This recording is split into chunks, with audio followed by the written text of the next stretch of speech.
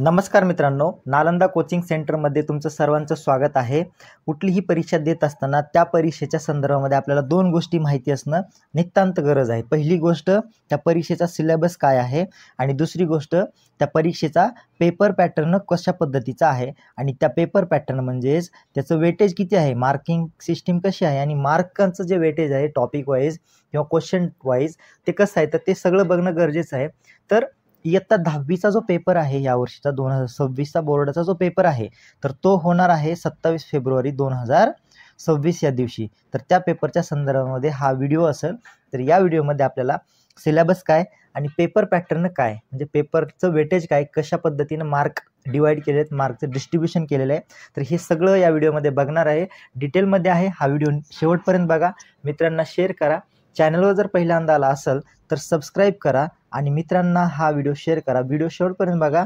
जर आवडत असेल तर लाईक करायला विसरू नका। तुमचा एक लाईक आम्हाला काय करतो, इन्स्पिरेशन देत असतो नवीन व्हिडिओ बनवण्यासाठी। तर आपण डायरेक्टली व्हिडिओला काय करूयात, सुरुवात करूयात। पहिली गोष्ट काय तर सिलेबस काय, तर सिलेबस महत्त्वाचा आहे। तर इथं एकूण आपल्याला 4 युनिट दिलेले आहेत, युनिट 1, युनिट 2, युनिट 3 आणि युनिट 4। या प्रत्येक युनिटमध्ये 5-6 अशा पद्धतीनं काय दिलेले आहे तुम्हाला, लेसन्स दिलेले आहेत। तर त्यामध्ये पहिलं जे युनिट आहे तर त्या पहिल्या युनिटमध्ये किंवा प्रत्येक युनिटमध्ये 2 पोएम आणि लेसन असं डिवाइड केलेलं आहे तुम्हाला सिलेबस। म्हणजे याच्यात पोएम कोणत्या आहेत तर अ टीनेजर्स प्रेयर पोएम आहे, त्यानंतर बास्केट फुल ऑफ मूनलाईट, परत यू स्टार्ट डाईंग स्लोली, त्यानंतर द ट्विन्स, पुढचं तिसऱ्या युनिटमध्ये इफ आणि stopping by woods on a snowy evening, त्यानंतर आहे वर्ल्ड इज माइन आणि ओ कॅप्टन माय कॅप्टन। अशा पद्धतीने तुम्हाला टोटल 8 पोएम दिलेले आहेत, 8 पोएम आणि 8 पोएमच्या नंतर तुमचे राहिलेले शिल्लक जे आहेत तर 22 हे काय ते लेसन आहेत। ते टोटल अशा पद्धतीने तुम्हाला सिलेबसचं डिवाइड केलेलं, 8 पोएम आणि 22 लेसन अशा पद्धतीने, हे तुम्हाला माहिती पाहिजे। ओके, यानंतर आपण बघणार आहे की सिलेबस हा झाला, त्यानंतरची गोष्ट आहे तुमचा पेपरचा पॅटर्न कसा। या पूर्ण जो सिलेबस आहे, या पूर्ण सिलेबसच्या वरती पेपर कशा पद्धतीने येतो, कशा पद्धतीने क्वेश्चन विचारले जातात, हे सगळं आपण पुढे बघणार।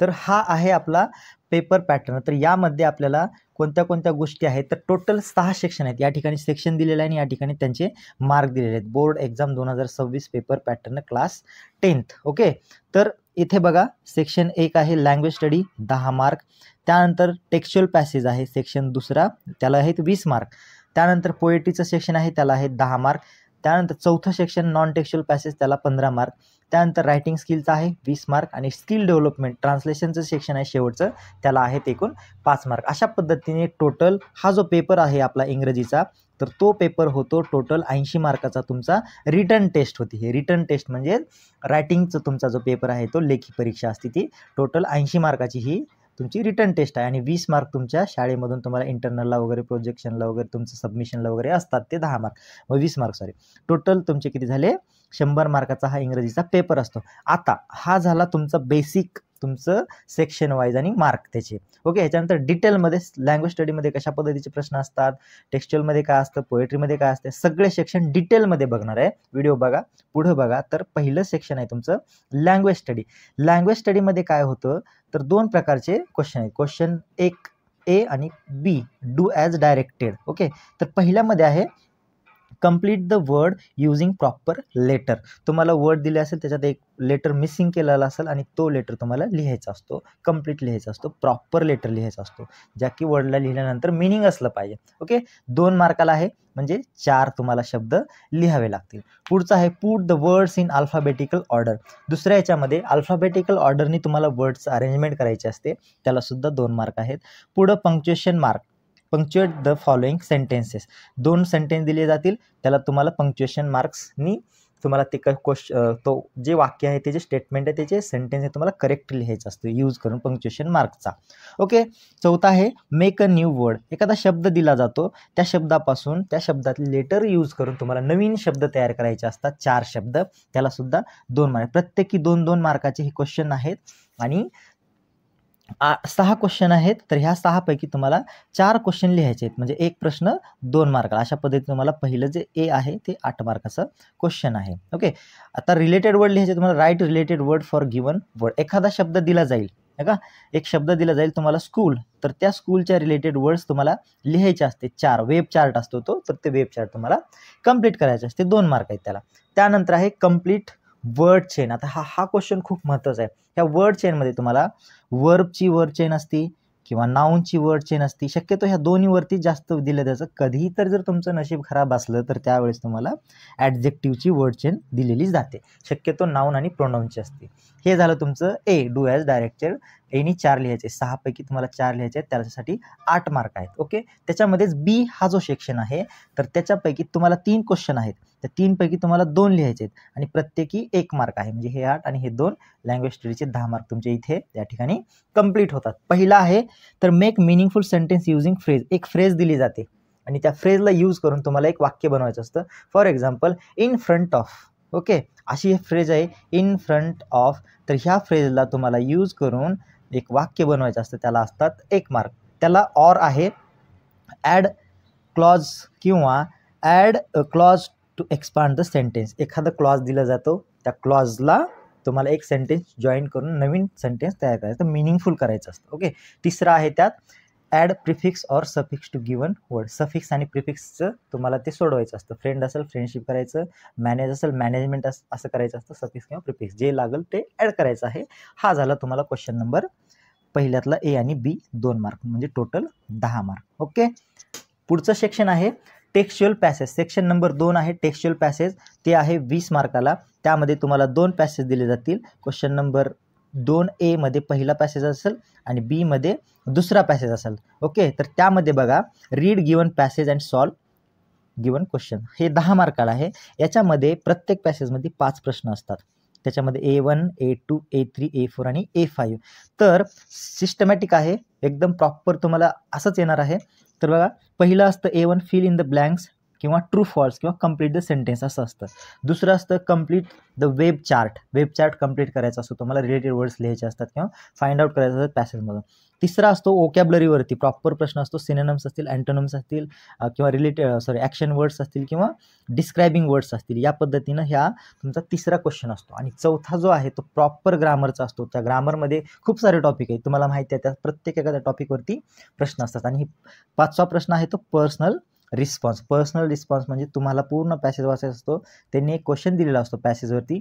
तो पॅसेजवरती जो क्वेश्चन आहे किंवा तुमचे जे विचार आहेत, तुमचे जे थॉट्स आहेत, स्वमत आहे, ते तुम्हाला या क्वेश्चनमध्ये मांडायचं असतं. त्याला 2 मार्क. प्रत्येक प्रश्नाला 2 मार्क आहेत. म्हणजे A1, A2, A3, A4, A5 हे प्रत्येक प्रश्नाचे 2-2 मार्क, म्हणजे टोटल 10 मार्क. सेम पॅटर्न आहे. दुसरा जो पॅसेज येणार आहे त्यामध्ये बी नंबरचा read the given passage and solve the question. Same to same आहे. B1 तुम्ही चेक करा, B2 चेक करा आणि बाकी सगळे हे जे खाली दिलेले ते सगळे सेम असणार आहे. सेम टू सेम पॅटर्न आहे पॅसेजला. ओके. हे झालं सेक्शन 2. आता तिसरा सेक्शन काय आहे तर तिसरा सेक्शन जे आहे तो तुमचा पोएट्रीचा सेक्शन आहे. पोएट्रीच्या सेक्शनमध्ये तुम्हाला 2 टाईपचे क्वेश्चन विचारले जाते. पहिला क्वेश्चन 3रा A मध्ये रीड द फॉलोइंग एक्स्ट्रॅक्ट म्हणजे poem and do the activities. ती असते 5 मार्काला.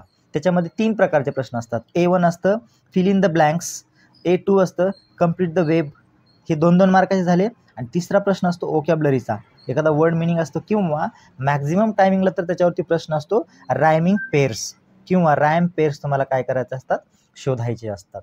हा झाला क्वेश्चन 3रा A पोएट्री सेक्शनमधला. आणि बी जो असतो तो ॲप्रिशिएशनचा असतो.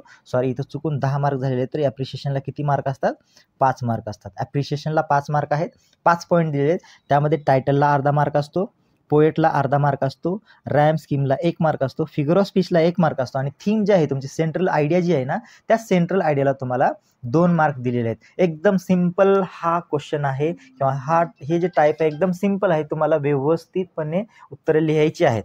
ओके. तर हे झालं. ह्याच्यामध्ये एक काळजी घ्यायची की तुम्हाला टायटल आणि पोएट लिहित असताना तुम्हाला स्पेलिंग करेक्शनवरती लक्ष द्यायचं आहे, स्पेलिंग चुकवायची नाही. सेक्शन झाला 3रा. आता 4था सेक्शन जो आहे तो तुमचा नॉन टेक्स्च्युअल पॅसेजचा सेक्शन असणार आहे. 4था एकदम इम्पॉर्टंट असा हा नॉन टेक्स्च्युअलचा सेक्शन आहे किंवा 4था सेक्शन आहे. कोणता, नॉन टेक्स्च्युअल पॅसेज. त्याला टोटल 15 मार्क आहेत. ओके. क्वेश्चन 4था A मध्ये read given passage and solve the given questions. हे 10 मार्काला. म्हणजेच तुमचं टेक्स्च्युअल पॅसेज ज्या पद्धतीने होतं त्याच पॅटर्नमध्ये नॉन टेक्स्च्युअल पॅसेज आहे, तशाच पद्धतीचे प्रश्न, त्याच टाईपचे प्रश्न असतात बघा. A1, A2, A3 म्हणजे प्रत्येक प्रश्न 2 मार्काला. 5 प्रश्न आहेत, 10 मार्क झाले पॅसेजवरचे. पहिला असतो फिल इन द ब्लँक्स किंवा ट्रू फॉल्स किंवा कम्प्लीट द सेंटेन्स. त्यानंतर दुसरा असतो कम्प्लीट द वेब किंवा वेब चार्ट कम्प्लीट करायचे, रिलेटेड वर्ड लिहायचे असतात. तिसरा ओकॅब्युलरीवरती मागं सांगितलं सिनोनिम्स असतील, अँटोनिम्स असतील किंवा डिस्क्रायबिंग वर्ड्स असतील किंवा ॲक्शन वर्ड्स असतील, या टाईपमध्ये ओकॅब्युलरीमध्ये क्वेश्चन असतो. चौथा ग्रामर. ग्रामरचे खूप सारे टॉपिक्स आहेत. टेन्स आहे, ॲज वेल ॲज आहे, नो सूनर दॅन आहे, नॉट ओनली बट ऑल्सो आहे. ह्याच टॉपिकवरती प्रश्न असतात ग्रामरवरती. इन्फिनिटिव्ज असतील, जिरेंड असतील किंवा ॲड क्वेश्चन टॅग असेल, या टाईपमध्ये ग्रामरवरती क्वेश्चन असतो. त्यानंतर 5वा आहे A5. तुमचं A5 जे आहे ते पर्सनल रिस्पॉन्स आहे. पर्सनल रिस्पॉन्स म्हणजे तो पॅसेज आहे, त्या पॅसेजच्या रिलेटेड एखादा पर्सनॅलिटी असतील, ग्रेट पर्सनॅलिटी असतील, त्यांच्याबद्दल तुमचे मत काय, किंवा तुम्ही एखाद्या सिच्युएशनमध्ये असेल तर काय करू शकता. तर या सर्व गोष्टींची तुमचं मत तुम्हाला त्या क्वेश्चनमध्ये तुम्हाला आन्सर म्हणून लिहायचं असतं. त्यालासुद्धा 2 मार्क आहेत. प्रत्येक प्रश्नाला 2 मार्क. हा झाला 10 मार्काचा प्रश्न. त्याच्यामध्येच सेक्शन 4थ्यामध्ये कंपल्सरी आहे तुम्हाला समरी रायटिंग. त्या समरी रायटिंगला आहेत 5 मार्क. हा जो दिलेला नॉन टेक्स्च्युअलचा पॅसेज आहे तो पॅसेज तुम्हाला काळजीपूर्वक केअरफुली रीड करायचा आहे आणि ते रीडिंग केल्यानंतर तुम्हाला त्या पॅसेजवरती 3/4 किंवा 1/4 किंवा आपण काय म्हणतो 33% त्या पॅसेजची काय लिहायची असते, समरी लिहायची. थोडक्यात 8 ते 10 लाईनमध्ये तुम्हाला काय करायची असती, ती समरी लिहायची असते. त्याला म्हणतो आपण समरी रायटिंग. सिम्पल आहे. आपण डिटेलमध्ये यांचा अभ्यास करणार आहे. पहिले तुम्ही सिलेबस आणि पेपर पॅटर्न लक्षात ठेवा, त्यानंतर मग आपण डिटेलमध्ये यांचा काय करूयात, अभ्यास करूयात. हे झालं सेक्शन 4. आता सेक्शन नंबर 5वा आहे तुमचं रायटिंग स्किलचं सेक्शन आहे. त्यामध्ये खूप सारे असे ऑप्शन आहेत किंवा क्वेश्चन आहेत बघा. रायटिंग स्किलमध्ये 20 मार्क आहेत टोटल. त्या 20 पैकी तुम्हाला 20 पैकी 20 मार्क पडले पाहिजे अशा पद्धतीने अभ्यास ठेवा. पहिला म्हणजेच question number 5 solve the following activities, त्याला आहेत 10 मार्क. त्या 10 मार्कमध्ये A आणि B अशा पद्धतीने 2 क्वेश्चन आहेत. पहिला आहे लेटर रायटिंग. लेटर रायटिंगमध्ये तुम्हाला 5 मार्क आहेत लेटरला. त्यांनी ऑप्शन दिलेत फॉर्मल किंवा इनफॉर्मल. तुम्ही एकतर फॉर्मल लिहा किंवा इनफॉर्मल लिहा, दोन्हीपैकी एक लिहा, त्याला 5 मार्क आहेत. पुढं B क्वेश्चन आहे तुमचा सॉल्व द फॉलोइंग ॲक्टिव्हिटी. ह्याच्यामध्ये डायलॉग रायटिंग आणि ड्राफ्टिंग अ स्पीच म्हणजे स्पीच डेव्हलपमेंट आहे. या दोन्हीपैकी तुम्ही एक लिहा. एनी वन दिलेले इथं, त्यालासुद्धा 5 मार्क आहेत. व्यवस्थित बघा, फॉर्मल इनफॉर्मलपैकी एक लिहा, डायलॉग रायटिंग किंवा स्पीच रायटिंगमध्ये एक लिहा. 5-5 मार्काला आहे, मार्क सोडायचे नाहीत. ओके. त्यानंतर क्वेश्चन नंबर 6 आहे तुमचं इन्फॉर्मेशन ट्रान्सफर. आता हे इन्फॉर्मेशन ट्रान्सफर काय, तर याच्यामध्ये सुद्धा 2 टाईपचे प्रश्न आहेत.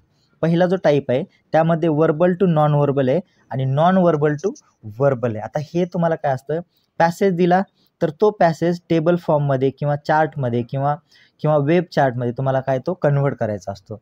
आणि दुसरा जो प्रकार आहे, तुम्हाला दिलेली जी माहिती आहे टेबलमध्ये किंवा चार्टमध्ये किंवा पाय चार्ट म्हणतो त्याला आपण, किंवा ट्री डायग्राममध्ये, तर ती पूर्ण माहिती काय करायची असते, पॅसेजमध्ये कन्व्हर्ट करायची असते. तुम्हाला सोपं काय जातं, तर पॅसेजमध्ये दिलेली इन्फॉर्मेशन तुम्हाला टेब्युलर फॉर्ममध्ये कन्व्हर्ट करायचं सोपं जातं. 5 पैकी 5 मार्क पडतात, ते महत्त्वाचं आहे. तर ते सोडा तुम्ही. ते कोणतं येतं, वर्बल टू नॉन वर्बल आणि नॉन वर्बल टू वर्बल, हे एकमेकांना ऑर आहे, त्या दोन्हीपैकी एक सॉल्व करा. ओके. पुढचा प्रश्न आहे solve any one activity. Okay. त्याच्यापैकी न्यूज रिपोर्ट आणि डेव्हलपिंग स्टोरी, ह्या दोन्हीपैकी एक लिहायचं. त्यालासुद्धा 5 मार्क आहेत, रिपोर्ट रायटिंग आणि डेव्हलपिंग स्टोरी. हे झाले 5 सेक्शन. ओके. 6वा सेक्शन आहे तुमचं ट्रान्सलेशनचा किंवा त्यालाच म्हणतो आपण स्किल डेव्हलपमेंटचं सेक्शन म्हणतो. स्किल डेव्हलपमेंटला 5 मार्क आहेत.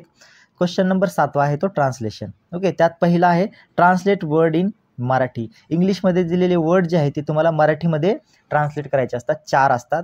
त्यानंतर translate given sentence in Marathi. दिलेले सेंटेन्स असतात, त्या सेंटेन्सला तुम्हाला मराठीमध्ये ट्रान्सलेट करायचं असतं. वर्ड टू वर्ड ट्रान्सलेशन, त्याचं मिनिंग चेंज झालं नाही पाहिजे. ओके. हे झालं तुमचे 2-2 मार्काचे. आणि शेवटचा आहे ट्रान्सलेट द गिवन प्रोवर्ब. तुम्हाला दिलेली एक म्हण असेल तर ती म्हण जी आहे ती तुम्हाला मराठीमध्ये ट्रान्सलेट करायची असते, त्याला असतो 1 मार्क. अशा पद्धतीने तुमचे 6 सेक्शन जे आहेत, 6 सेक्शन या ठिकाणी कव्हर होतात विथ मार्किंग वेटेज. कळलं. आपण इथे बघितलंय सिलेबस बघितला पहिले काय आहे, पोएम किती आणि लेसन किती. त्यानंतर पेपर पॅटर्न बघितला आणि त्यानंतर त्या पेपर पॅटर्नमध्ये मार्किंगचं काय वेटेज आहे किंवा मार्क्स काय वेटेज आहे, कशा पद्धतीने डिवाइड केलं, डिस्ट्रीब्युशन केलेलं आहे मार्किंग सिस्टम और कशा पद्धतीचे क्वेश्चन आहेत. व्हिडिओ व्यवस्थित बघा, समजलं असेल तर परत बघा आणि तुम्हाला हा जो पॅटर्न आहे, हा जो टेम्पलेट आहे, हा फिट बसला पाहिजे डोक्यामध्ये. पेपर पॅटर्न जोपर्यंत लक्षात येत नाही, पेपर पॅटर्न जोपर्यंत समजत नाही, तोपर्यंत आपल्याला पेपर जो आहे तो कव्हर होत नाही परीक्षेमध्ये. 3 तासाचा पेपर आहे आणि 80 मार्काचं तुम्हाला लिहायचं आहे. डिफिकल्ट काम नाही, प्रॅक्टिस करा. प्रॅक्टिस मेक्स मॅन परफेक्ट म्हणतो आपण. एकदम सिम्पल होऊन जाईल. नसेल तर आपण आहे तुमच्यासोबत, प्रॉब्लेम असेल तर कमेंट करा. तुमच्या कमेंटला लगेच उत्तर दिलं जाईल आणि तुमचे प्रॉब्लेम सॉल्व्ह केले जातील. ओके, इथंपर्यंत व्हिडिओ बघितलात त्याबद्दल तुमचं खूप खूप आभार. जर चॅनलवर अजून जर केलं नसेल सबस्क्राईब तुम्ही, तर नालंदा कोचिंग क्लासेस या चॅनलला सबस्क्राईब करा, मित्रांना शेअर करा आणि हा व्हिडिओ लाईक करा. तुमचा एक लाईक, एक सबस्क्राईब आणि एक शेअर हा आम्हाला नवीन व्हिडिओ बनवण्यासाठी काय करत असतं, प्रेरणा देत असतं, एनर्जी देत असतं. ओके, धन्यवाद. भेटूया पुन्हा एका नवीन व्हिडिओ.